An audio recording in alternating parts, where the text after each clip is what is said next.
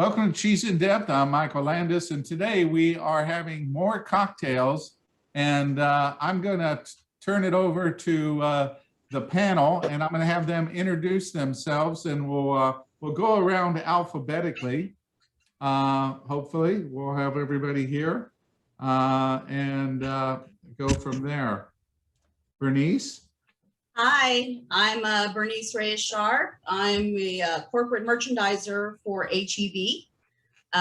Been with them for over 32 years and started getting into the cheese business shortly after that, around probably over a dozen years now. So, and I know Michael for many years.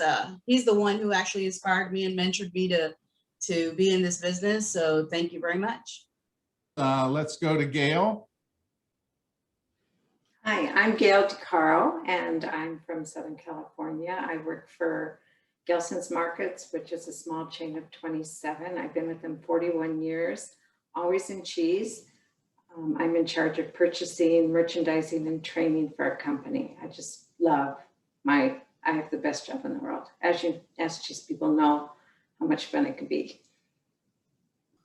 All right. So, Lynn. Hi, everyone. It's so exciting, Michael, to see all these women here today and a lot of my favorite women. So this is great. I'm Lynn Giacomini Stray with Point Reyes Farmstead Cheese Company. And selfishly, I'm saying that I'm so happy that there's other Point Reyes cheeses on this. This could have been this just the tasting with Point Reyes and cocktails today. But thanks for selecting it. I am one of the founders and family members, 3 generations in the dairy business. And we started making cheese in 2000. And I work with our operations and our sales team. So happy to be here today, Michael. You make my job so hard. I'm happy to do that.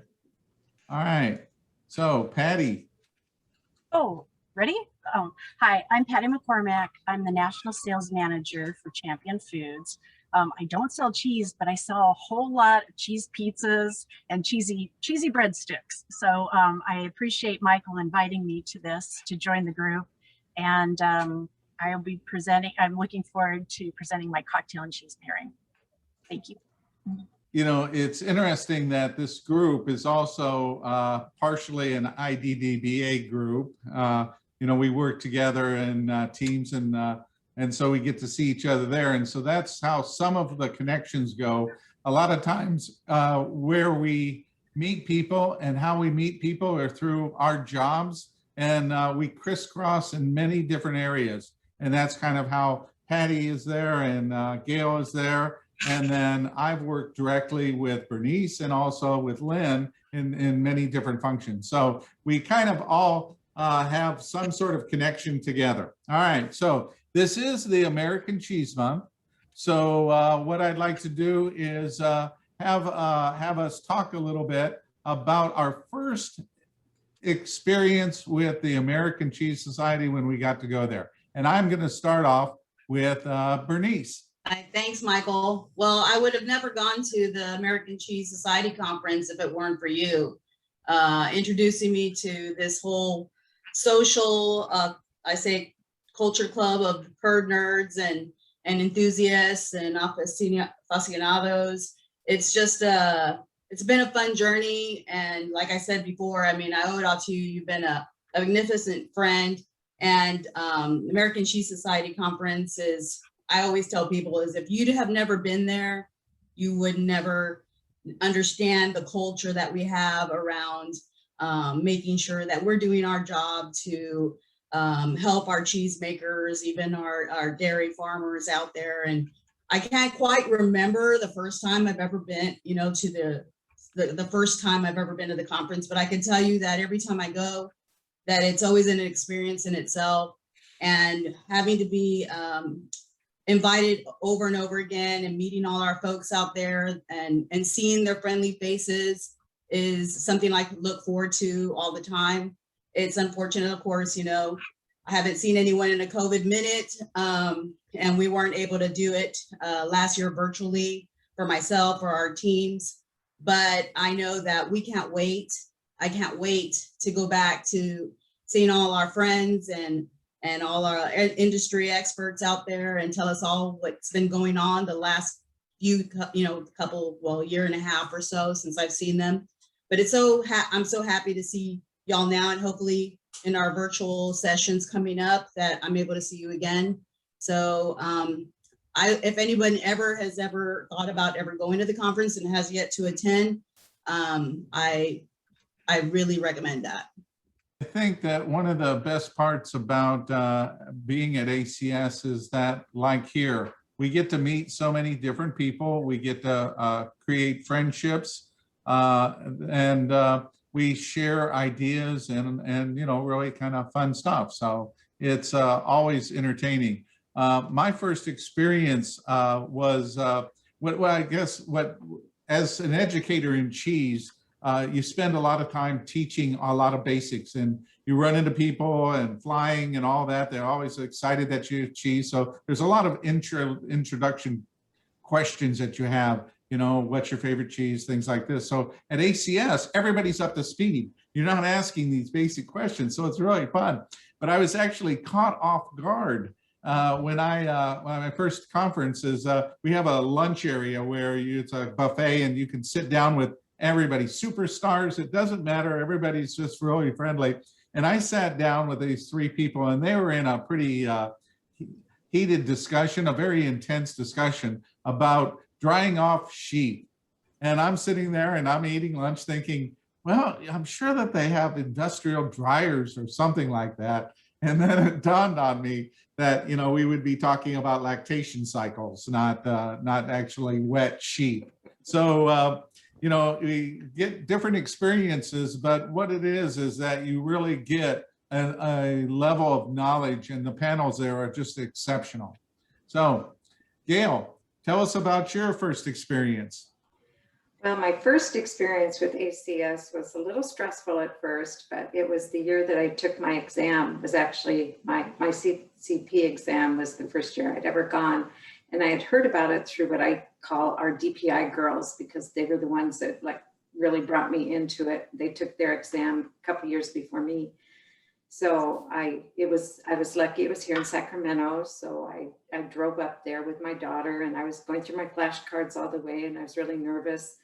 And when I got there, I was studying in my room and I went downstairs into the hotel and there was a big group of people and they were all going over notes and having flashcards. And so of course I started talking to them, and actually it was your group, Michael, a group from GFI, and they had all these study questions. So they said, you want us to share it? We'll email it to you. Oh yeah, I'd like to, have more notes. And I shouldn't have done that, because when I got to my room and I saw 500 questions, I started freaking out because a lot of them I didn't know. And I'm like, oh my gosh, I'm not going to pass. So my daughter, who grounds me all the time, says, Mom, come on, let's go. And so we actually met up I studied with Bill Stevenson from DPI and Trevor Thomas, and we were all Trevor was taking the exam the same time.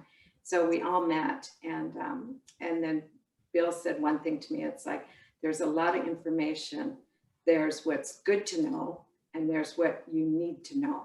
So focus on what you're applying for a cheesemonger certification on cheese. And so what you need to know is a lot less than what's good to know.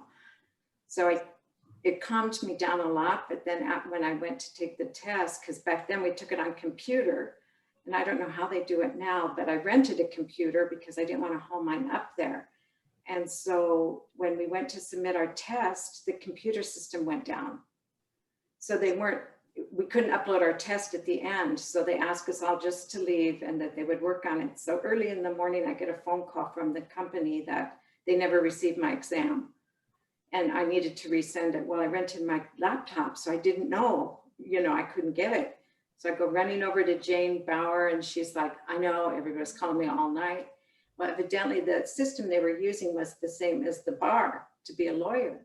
And she goes, even the people taking the bar that day, the same thing happened. And I'm like, oh my gosh, can you imagine taking your bar and having that happen? And she looked at me, Gayle, this is the bar of cheese. And I'm like, wow, this is really serious. And that's when I realized that I I found my nerdy cheese friends, and it's been a great experience ever since. I've gone every year. I volunteer while I'm there. It's just really great because you just learn so much from people that are in all different parts of it, whether it's cheese making, merchandising, whatever. Everybody has so much knowledge, and pulling that all together, you can ask anyone anything and they'd help you. It's the greatest group of people. I can't wait till next year. All right, Lynn, tell us about your first experience. My first experience was, of course, as a cheesemaker, and we started making cheese in 2000, and we put the milk in the vat on August 1st, and it was either the week before or the week after that we had first started making cheese, and the conference happened to be in Sonoma County, so it was convenient for us, about an hour away. So we drove up to the conference, and there were, we actually, I don't even think that we attended the full conference, the educational side of it, the seminars. We went to the Festival of Cheese, and we were just, wow, when you walk in that room and you see all these cheeses, it's amazing. People who attend that for the first time, and to see what American cheesemakers are making in such great quality, and it's so inspiring. It really got us to, I mean, we didn't know what we were getting into. We've been in the dairy business, and to start making cheese, it was, what are we getting into? How big is this industry? What's everybody's response with it going to be? And it was overwhelmingly so, like, the air was filled with love and passion and so many great stories. And mind you, there were 400 entries in the year 2000, which we thought was huge. And now we're seeing entries of up to 1,800 in the judging and competition and beyond. And so to see it grow and evolve over 20 years is incredible. I would say, you know, the big thing too is community. It's that networking of, I used to be in the wine business, and I don't think I've ever seen any other industry that is so well connected and collaborative, and really supporting each other. And as new American cheesemakers, as we're often called, it's like, why reinvent the wheel? I've got a guy that can do this, or call this culture. And so the resources and the camaraderie to really build our industry have been phenomenal. And the ACS is the hub of that. That is where it all happens. I know we've coined it Cheese Camp now because we all like to have fun. So it's nice to not go to a trade show and be behind a booth, and actually, you know, be part of, you know, go and visit other cheesemakers and see what they're making, and see different vendors, and see all of our customers, our buyers like you guys, and have a casual environment to get to know each other, and really have that opportunity to network. But I will say, I know next year in 2022 is Portland, and I'm fortunate to be on the board. And I want to say that this year is a virtual conference. Registration is open, and there's going to be a lot of exciting things. Not only is there going to be 30 concurrent educational sessions for everybody, but there'll also even be a Meet the Cheesemaker. It won't look the same by any means because we're not in person, but there is a lot of great interactive sessions, such as Meet the Cheesemaker, where you can actually get a box of cheese. And because it's virtual, it's a lot lower cost for the registration. So we're hoping, and we anticipate to see a lot of people registering because of that low cost. And it's an opportunity to see each other again in some fashion, because I agree with you, we need to see each other. I miss seeing you guys. So yes, attend the virtual this summer. It's July 27th to the 30th. And somehow we'll have to get on and do a cocktail afterwards. Let's start cocktails, because I'm more than ready to go. And so we'll start alphabetically. So that's going to put us to Bernice. So Bernice, tell us about your cocktail, and go ahead. Well, you know, I'm not much of a drinker, and I wish I was, because I used to drink a lot when I was younger. And I think for some reason or another, God said, that's enough, and cut me off at a certain age. But every once in a while, when I find that drink that I really like, such as just at the beginning of spring, There's a famous barbecue place in Houston called Pinkerton's, and actually went to the one that just opened here in San Antonio. And I found this kind of what I thought was a margarita, watered down margarita style drink, which they call ranch water. And I was like, you know what, that's pretty cool. Let me try that. My wife went in, the bartender said, you know what, this is new. Why don't you go ahead and see if she likes it? So once I tried it, I was like hooked. So I thought, why not introduce it to some of the folks that I have out there that are on this actually webinar, and kick off. And here in San Antonio, we do a fiesta, and it's like a 2-week celebration of food and beverage. And so for me, it was like, you know, I have a couple of things that we're launching in HEB that in our Latin cheeses. And with this drink, I thought, you know what, that's a great combination to kick off the summer. And this is so refreshing. So I'm going to introduce you to this, one of my favorite drinks today. So I did use the bottle of Teremana tequila. This is Dwayne Johnson's tequila. It's actually one of those celebrity tequilas that are out and about right now. Terra means earth, and mana means spirit. So, you know, he's a Pacific Islander, and so it's like the spirit of the earth. And so I thought that to be interesting. And these go for about $31, $35 a bottle. And I love it. It's 100% agave. It comes from Mexico, of course. And so I use this in the ranch water. Along with that, HEB launched its 1877 mineral water. And this is in also like the Topo Chico water. So we wanted to do our own. And this is actually tapped from a spring in Mineral Wells, Texas. So I thought, why not? Let's use it. It's really cool. I'm a Texan. So I thought that we should go ahead and make it with this. Very easy. Like I said, this is a watered down margarita. So if you don't like the so much sweet and sourness of the margarita, but more of a crisp, fresh on your palate, this is the way to go with the tequila. So what I'm going to do is I'm going to show you how to make this. Super, super easy. Kind of open up the bottle. Actually, I have one already open. And all I'm going to do here is you're gonna kind of like take off just a little bit or sip a little bit of this mineral water and then you're gonna add a little bit of the, you know, your shot of tequila. So I got a little shot glass here. I'm not gonna put like 2 shots. I'm gonna put 1. And with that, I'm just gonna go ahead and top this off so I can make some room. So all I'm gonna do is make sure that I put my little shot of tequila right in.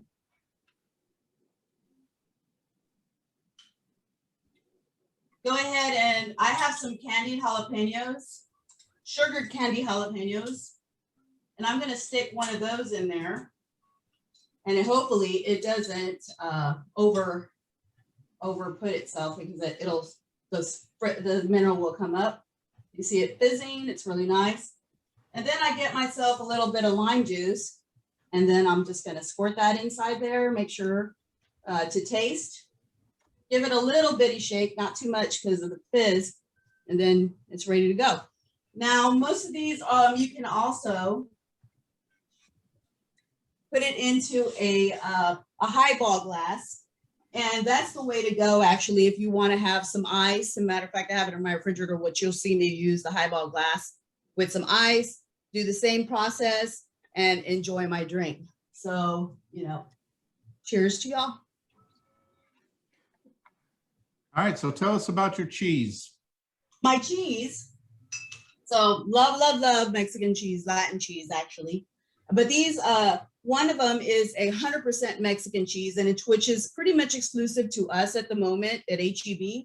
It's our Navarro Queso Fresco. And for that is, I'm just making a basic corn salad.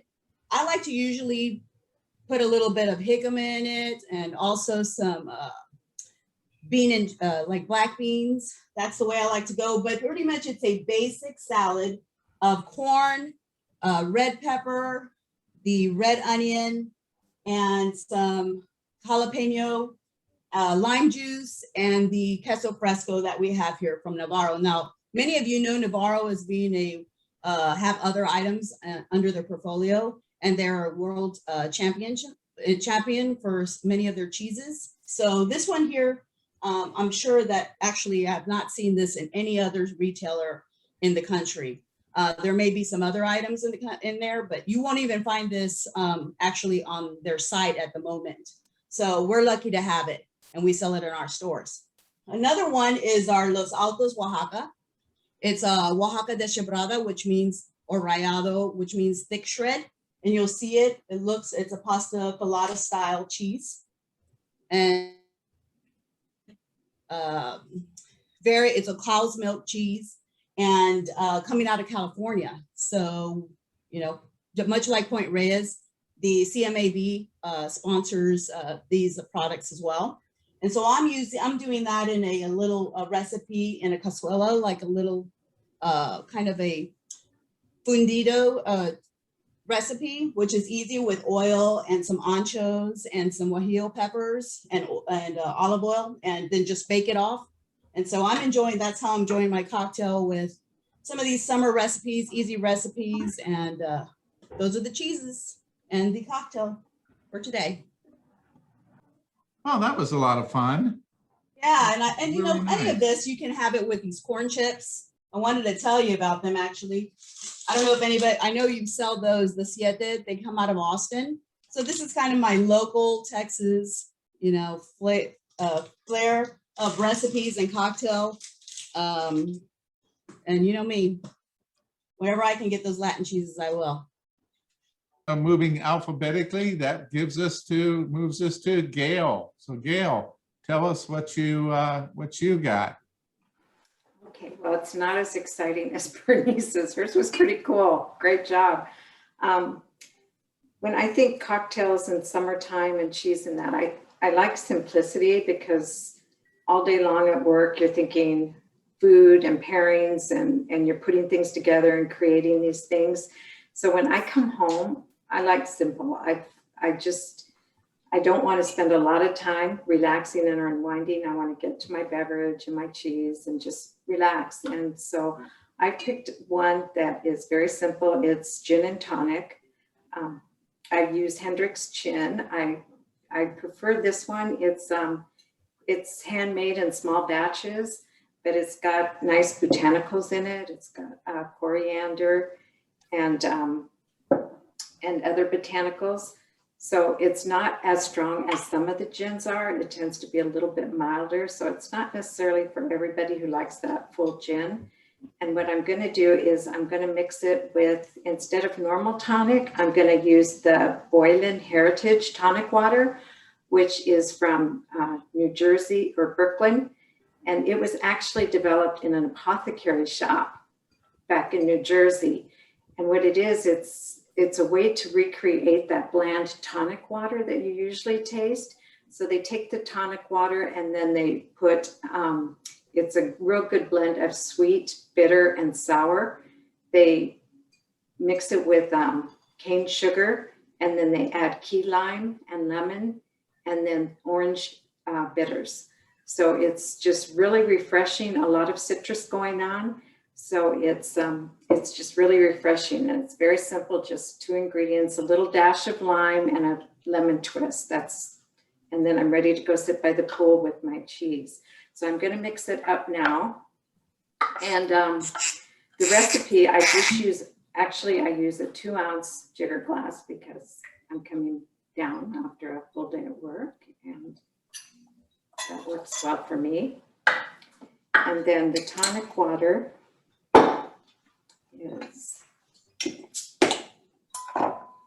and I do two of the 2 ounce, so 4 ounces of tonic water. And it's nice and carbonated and just a really great fresh smell. It's an incredible tonic. And then I'm going to add a couple ice cubes. Now, I don't really shake my drinks that much. I'm more of like a stir type. And then I'm going to cut a lime in half, because I always like to use fresh when possible. So put my lime in there. And just a little bit of lime juice, not too much, just a squish. And then I take a lemon zest. And then of course I twist it to express all the natural citrus in there. And I just shake it, not shake it, stir it, stir. And very simple, there's my cocktail. Very citrusy, lemony. And I paired this with one of our newest cheeses, and I'm sure Lynn is very familiar with this, but it's one of our newest cheeses that we brought in, and it's called Quinta. It's from Point Reyes. And I just love this style of cheese. I've had it, it's like it's in spruce, so it kind of reminds me of Harbison, Rush Creek, Mount Dior. So it's, and then I'll show you my cheese plate. I don't know if you can see it without everything falling. And so I just do simple too, because this to me, with my cocktail, and I take this out by my pool and I just sit there, and this is almost like a meal if I add a slight salad. But these are little 4-ounce or 10-ounce rounds. They're about 4 inches, and it's wrapped with spruce bark. But they take something and they do something different to it. They infuse the bark with bay leaves, which is indigenous to their area up there, off their farm.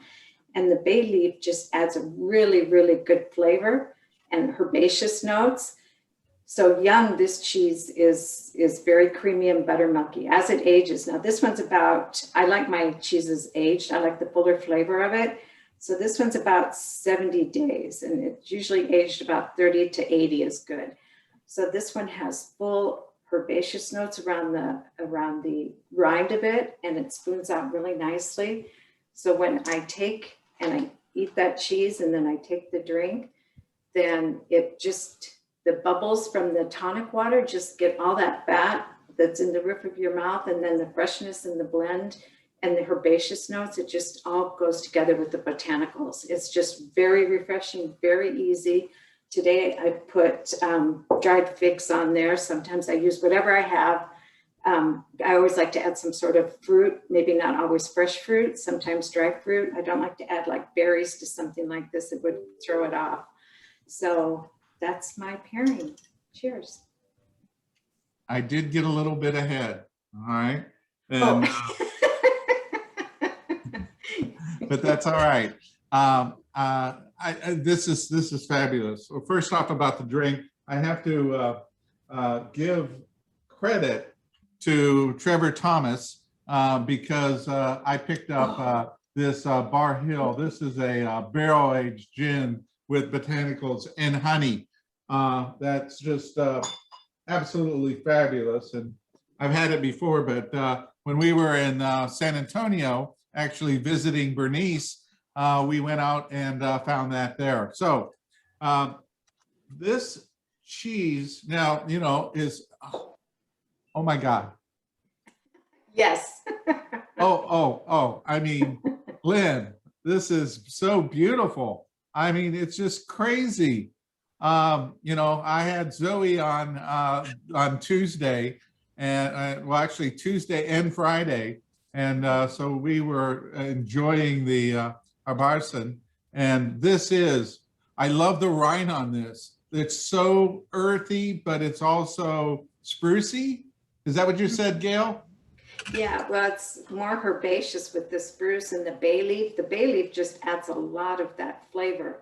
You notice that when you eat towards the rind, it's just like, it hits you with the creaminess, and then after you get those herbaceous notes that just really are really wonderful. We actually seep the bark in bay leaf as well.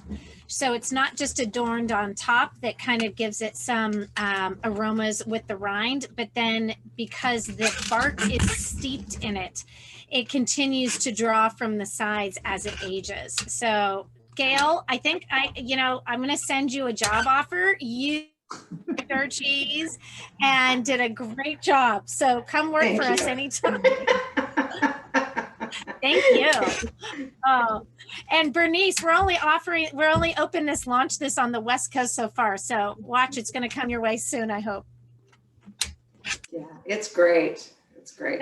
When we talk about trends, and you probably talked about this with Zoe, is that, you know, and Jasper Hill, 100% credit. They've really, you know, started this trend, and that more and more customers are asking for this style of cheese. And that's why we started to explore what can we do with our own unique touch to it out here on the West Coast. And we're seeing more and more cheesemakers making this style of cheese, the soft, ripened, bloomy rind. And then if it becomes, everybody wants it, oh, I just want it really, really creamy. Everybody's asking for that style of cheese. And so it's exciting to see this category grow. So thank you very much for the support, Gail. Yes, Well, it's great. I want to give a disclaimer is that I don't think it was intentional that we ended up with your products, you know, that we were doing that. And, but we had the same thing happen with Deer Creek cheese. So, you know, Trevor, and it was just funny. And I am very pleased that we are, and being able to try this cheese. Thank you so much, because that was exceptional. And gin has been my secondary favorite for a long time on being able to have something refreshing for the summer. We are full-blown summer now, so I mean, at least here in Tampa, we're at 87 degrees, so we're good to go. So, Right. Gail, thank you. All right, so that puts us next to Lynn. Yeah, so I too am a gin lover, and I am making a Frenchie, which not to be confused with the French 75. This is very different, and I'm going to talk about the secret ingredient here in a minute. But once again, I think just that summertime gin is this is a really refreshing, bright cocktail that goes well with the TomaProvenece, which has all these great herbs and makes me think about springtime. This is our Toma that I wanted to talk about. And I always like to taste the cheese first and then the cocktail and then go back and forth, but it will get your senses ready for what you're going to experience. And our Toma being basically our table cheese, our rendition of, you know, the best way to really taste our milk. It's actually made in a Dutch style. So it is a washed curd cheese pressed. And it has a lot of buttery notes up front, and then it's got this grassy tang at the end, and it's just really well balanced. And it really invites different herbs and spices to add to it. As much as we're purists, we did launch our different flavors, and TomaProvenece is one of our most popular for sure. It's herbs de Provence minus the lavender, because we didn't want that to overpower the herbs. But getting back to, you know, Gail, you said it, it's just simplicity. You don't need a lot. I just have this on the cheese board by itself. I like it with olives and a baguette, and just really simple, and with a great cocktail, of course. So my cocktail is a Frenchie, and that is gin, Saint Germain elderflower liqueur, and grapefruit. So once again, getting that citrus in there and something really different. First, I want to talk about the gin. Griffo is a local spirit producer here in Petaluma, California. And as much, we love to support local. And I'll tell you, I've got to be drinking a lot of spirits these days because we have more and more distillers that are popping up. And it's really fun. But yeah, our liquor cabinet's full. But Griffo is fantastic. As a matter of fact, we partner with them when there's a fancy food show at our booth, and we do pairings of cocktails. And they make a whiskey, they make a vodka, and a few others. But this gin is fantastic, and it's got some nice herbaceousness to it that matches really well with the grapefruit. Saint Germain is also another one of my favorites. And just a quick little story about Saint Germain. Saint Germain was created by a gentleman named Robert Cooper. He was a generational French liqueur empire, I guess you could say, family. And he went to his grandfather and said, I went over to London, and they have this elderflower liqueur over there, and they use it in everything. I think we should make it. And his grandfather said, if you want to make that, you need to leave the business, because we don't want to make that. And then once you fail, you can come back to work for us. So he said, okay. And he left, and he actually lived in California and went to UC Santa Barbara. And afterwards was when he started this. So in 2007, he started this, and he did this really, really beautiful bottle, kind of Art Deco bottle. And they collect elderflowers. I guess it's only a certain time of year, like a 2 or 3 week period between June and July in France that it blooms, and they collect it. And they seep out all the flavors from that, and they make a liqueur out of it. He started in 2007. In 2012, I believe, he sold to Bacardi and did not share anything with his grandfather. Very successful, and it became quite the rage. So setting trends, bartenders all over the US use this, and it was coined as the ketchup of the spirit industry. So if you have not discovered it before, it's a great ingredient, a great addition to a lot of different drinks. A little bit of a sad note is, unfortunately, Robert passed away in 2016. So Bacardi is carrying the tradition on with this, and Robert certainly made his mark. So here's to entrepreneurship and bucking the system, I guess. So here we go. We've got, we start with 2 ounces of fresh squeezed grapefruit. I'm gonna put it in here. Oh, by the way, sorry, can't see it. I'm using a shaker, so we fill it halfway with ice. And we have the 2 ounces of the fresh grapefruit, which I love during the summertime. And then another 2 ounces of gin, your favorite gin. Today it is Griffo. I want to support these guys locally. And then an ounce of the liqueur. So you don't need a lot, but there's lots of different recipes if you get online with this. So it's kind of exciting. It goes with everything, really. Have you guys tried this before? The elderflower? No. Yeah. And like I said, it's a beautiful bottle. So there we go. And shake away.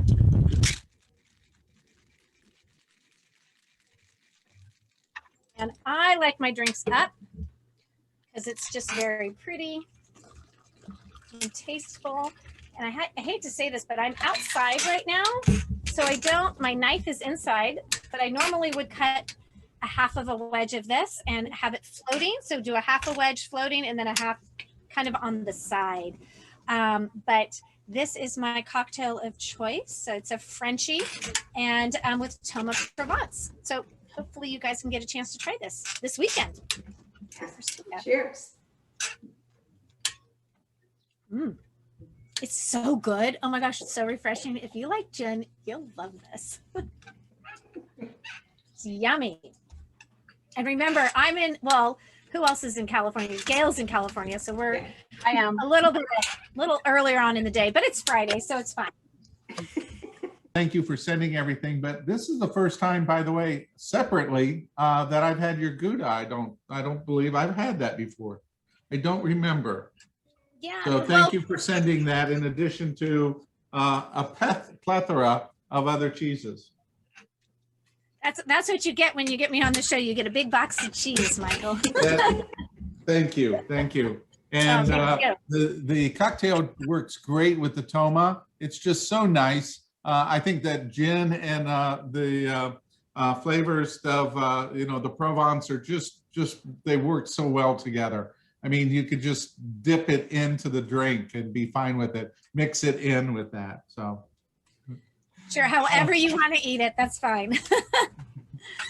But I think what you said was balance, and in everything there is this balance, whether you want, like Bernice is doing, the Latin and the spicy. I love that. And those Latin cheeses, that really milkiness, and then the spice to it balances that out, just like your cocktail.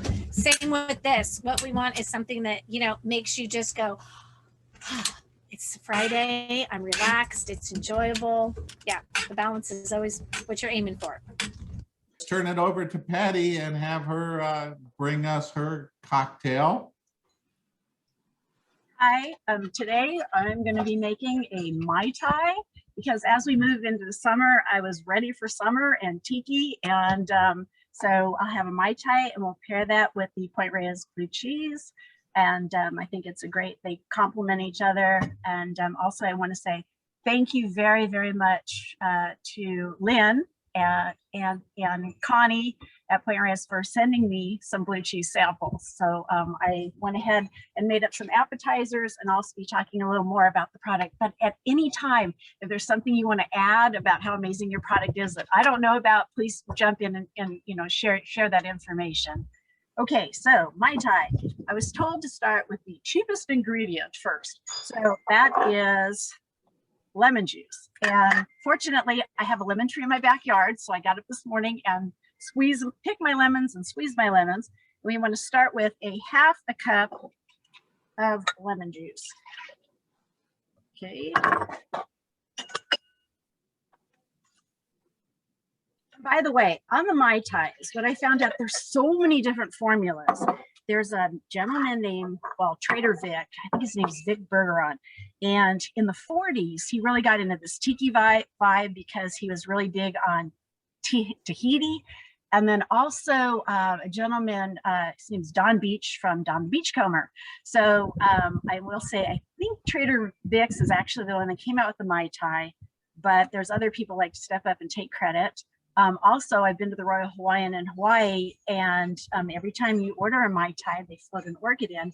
And I've heard that they say that they created the Mai Tai at the Royal Hawaiian. So, I don't know, but it's a great summer fruity drink. Also, I wanted to add is, like I said, what does Mai Tai mean? In Tahitian, I guess it means very good. So they shared it with their Tahitian friends, and they came back and thought it was very good. Okay, so we started with our half a cup of the lemon juice. Then we're going to go into half a cup of light rum. And I just got your basic Bacardi because that's what I keep in my liquor cabinet.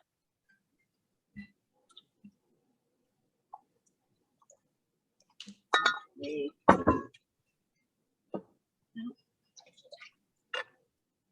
And then we'll add half a cup of Myers Dark Original Rum. And this is one of my favorite liquors to put in my, I make a lot of rum cakes. So put that in here.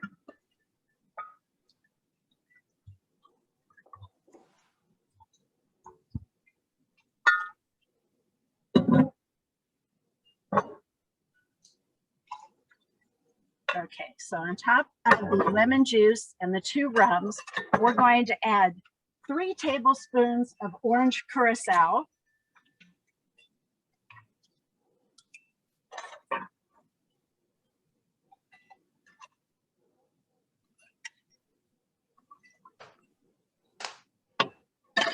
And then I'm going to add Trader Vic's. And this is pronounced orangeat, but it is an almond syrup.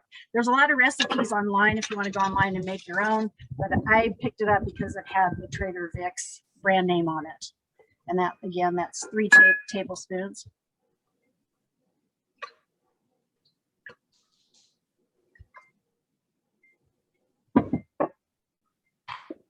Okay, so then what I'm going to do there is I have my glass here, and because I used to work at Disney, I have a lot of Disney stuff. My husband, I married a Jungle Cruise skipper, so I went ahead and ordered the Tinky Bell cocktail glasses. And what I'm going to do is add some ice.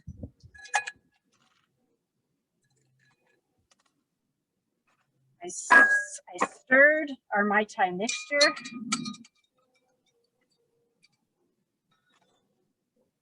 And I poured that into the Tinky Bell glass. You always want to have, I love theming things. So like I said, I enjoy glasses that, oops, scream tiki.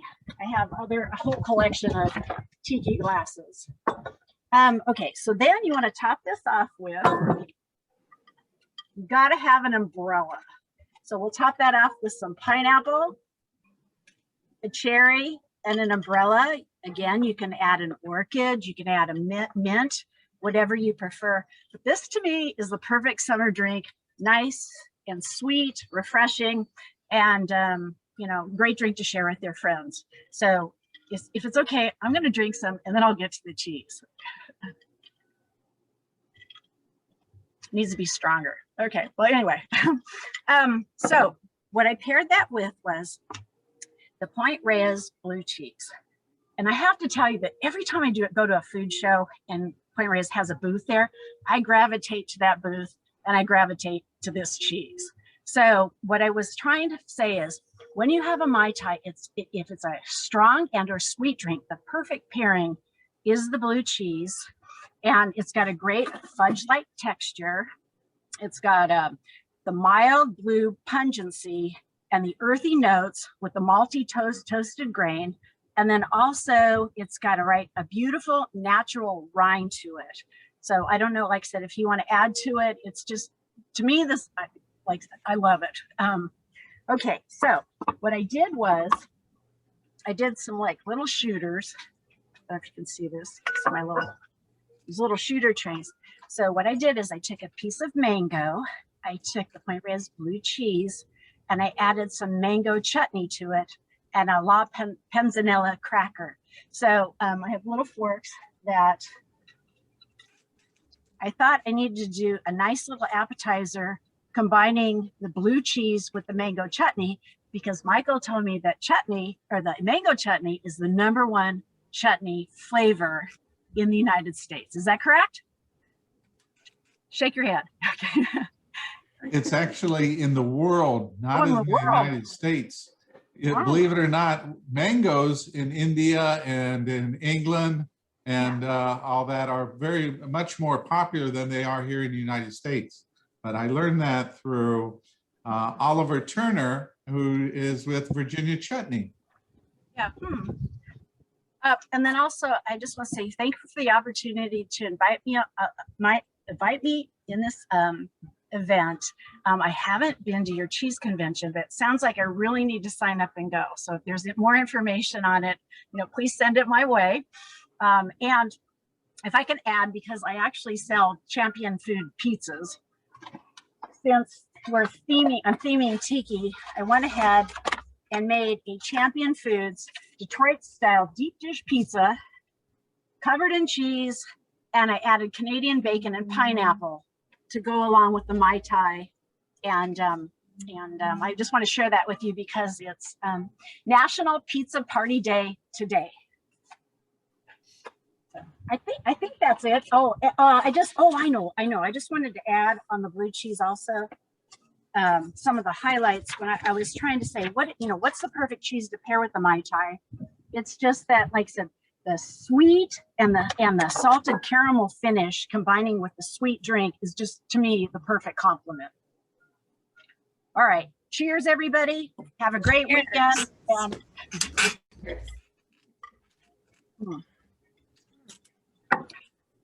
So, Patty, you and I think alike, because it was probably how many months ago? Maybe 4 or 5, maybe 6 months ago now, Michael, that he invited me to do this same seminar or panel, and it was in the wintertime, and I chose a rum old fashioned to go with our Bay Blue, and I think you are referring to our Bay Blue that has that sweet caramel with a natural rind. Yes. So it's a fantastic combination. I love the spices in rum, and it goes so well with that Bay Blue. So thank you. We're destined to be friends, I think. That sounds good. Where do you live? Anywhere you are, we'll meet up. Now that travel's opened up, right? But come to California anytime. Sounds good. Thank you. Yeah. Well, it's kind of funny because Patty and I run into each other every day.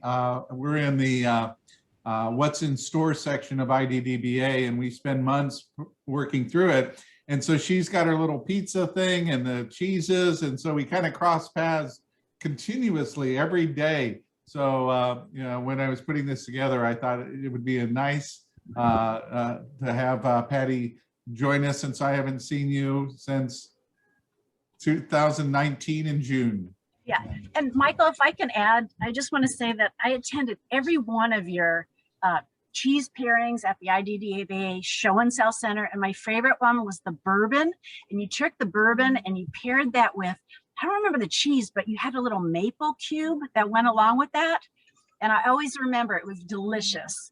Just so anyway, Thank you. I just wanted to share that. No, you're welcome. So I switched to bourbon because it's almost 5 o'clock, and that's what I do. At 5 o'clock, I have bourbon, and it works for me perfectly with the original blue. But Yeah. since we're talking about ACS stories as well, Lynn, you have a story about Bay Blue that your dad was accepting. I think it was best of show for Bay Blue. We won a gold for first place for Rinded Blues with Bay Blue.